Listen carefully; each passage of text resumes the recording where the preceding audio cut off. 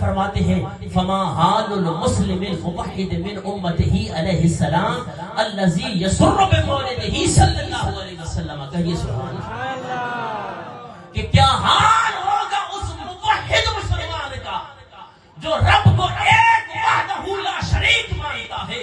فما حال المسلم الموحد من امته، حضور کا وہ امتی جو موحد ہے، رب کو ایک مانتا ہے، لیکن کیا اس کا حال کیا ہوگا کہ الذی یسر بمولدہ، وہ اپنے نبی کا میلاد خوش ہو کر منائے. کہیے سبحان اللہ. آواز بلند چو سبحان اللہ.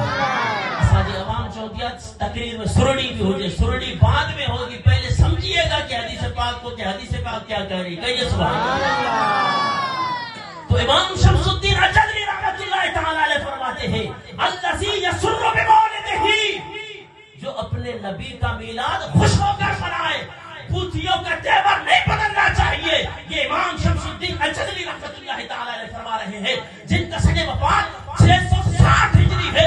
اتنے بڑے محدث وہ اسی حدیث مبارکہ پہ تبصرہ کرتے ہوئے فرماتے ہیں الذی یسر بمولدہ وَيَبْذُلُ مَتَّصَلَ إِلَيْهِ قُدْرَتُهُ فِي مَحَبَّتِهِ، نبی کی محبت میں، حضور کی محبت میں اپنی طاقت کے مطابق وہ میلاد پہ خرچ بھی کرے.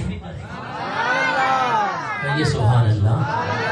وَيَبْذُلُ مَتَّصَلَ إِلَيْهِ قُدْرَتُهُ فِي مَحَبَّتِهِ، اپنے نبی کی محبت میں حضور کا میلاد خوش ہو کر منائے اور اپنی طاقت کے مطابق. وَيَبْذُلُ مَتَّصَلَ إِلَيْهِ قُدْرَتُهُ، اپنی طاقت کے مطابق.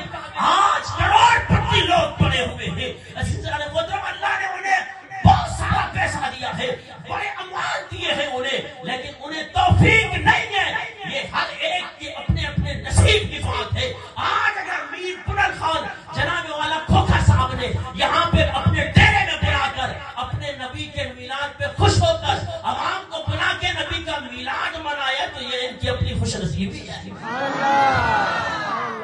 اور امام شمس الدین الجزری رحمۃ اللہ تعالی علیہ فرماتے ہیں جو موحد مسلمان نبی کا میلاد خوش ہو کر منائے اور اپنی طاقت کے مطابق حضور کی میلاد پہ خرچ بھی کرے.